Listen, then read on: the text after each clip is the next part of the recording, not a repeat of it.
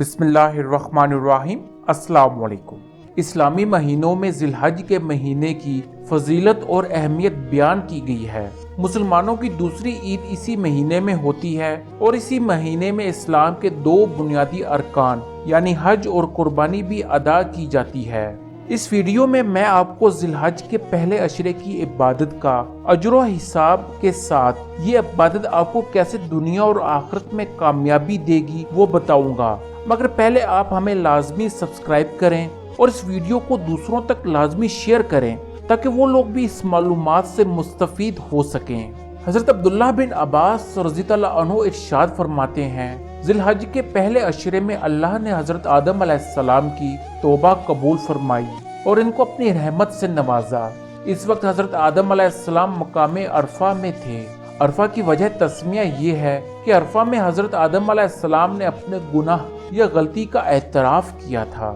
اسی عشرے میں حضرت ابراہیم علیہ السلام نے اپنا مال مہمانوں کی مہمانداری کے لیے مخصوص کر دیا، اپنی جان کو رب تعالیٰ کی رضا اور خوشنودی کی خاطر آگ کے حوالے کر دیا اور اس عشرے میں اپنے لگتے جگر کو قربانی کے لیے ڈھیر کر دیا۔ یہ کسی بھی بندے کی اللہ تعالیٰ پر توکل کی انتہا تھی۔ اسی عشرے میں حضرت موسیٰ علیہ السلام کو اللہ تعالیٰ سے کلام کرنے کی سعادت حاصل ہوئی اور آپ کلیم اللہ بنے۔ قبل از اسلام بھی اس مہینے کی حرمت مشرکین میں قائم تھی۔ حضرت عائشہ رضی اللہ عنہ فرماتی ہیں کہ رسول اللہ صلی اللہ علیہ وآلہ وسلم کے زمانے اقدس میں ایک شخص گانے بجانے کا شوقین تھا، مگر جب ذی الحج کا چاند دیکھ لیتا تو پھر اسی روز سے روزے رکھنا شروع کر دیتا۔ جب اس کی اطلاع حضور نبی کریم صلی اللہ علیہ وآلہ وسلم کو ملی تو آپ صلی اللہ علیہ وآلہ وسلم نے اس کو طلب فرمایا اور ارشاد فرمایا کہ ان دنوں کے روزے رکھنے کا تیرے لیے کیا باعث ہے؟ اس شخص نے عرض کیا، یا رسول اللہ صلی اللہ علیہ وآلہ وسلم، یہ دن تو عبادت اور حج کے ہیں اور میری یہ خواہش ہے کہ اللہ تعالیٰ ان کی دعاؤں کے صدقے میں مجھے بھی شریک فرما دے۔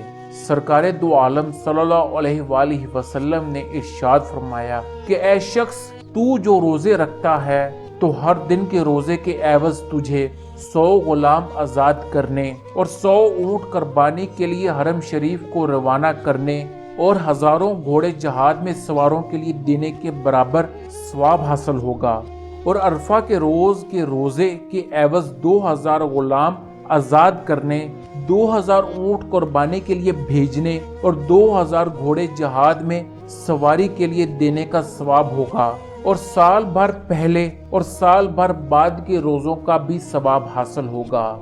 حضرت عائشہ رضی اللہ عنہ فرماتی ہیں کہ رسول کریم صلی اللہ علیہ وآلہ وسلم کا ارشاد گرامی ہے کہ جس نے بھی عشرہ ذی الحج یعنی کہ ابتدائی 10 راتوں کی کسی بھی تاریخ کو رات بھر عبادت کی تو گویا اس نے سال بھر حج اور عمرہ کرنے والے کی سی عبادت کی، اور جس نے عشرہ ذی الحج کا کوئی روزہ رکھا تو گویا اس نے پورے سال ہی اللہ کی عبادت کی۔